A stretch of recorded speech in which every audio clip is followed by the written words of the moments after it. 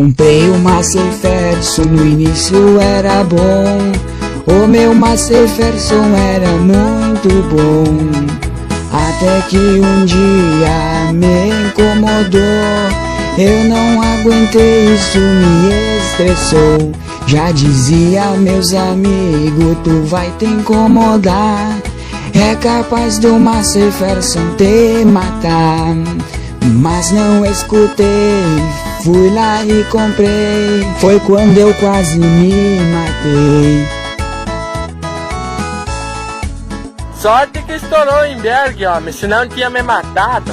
O pior foi meu amigo que comprou uma 32 e o coitado quase se matou depois.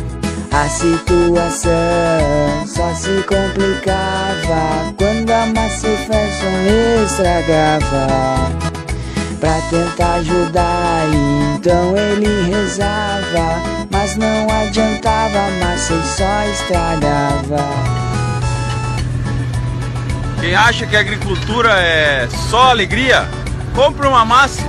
A coisa se complicava quando a Massey Ferguson não pegava. O Perkins é um motor muito bom, gosta de dar uma mão, pega no inverno e no verão.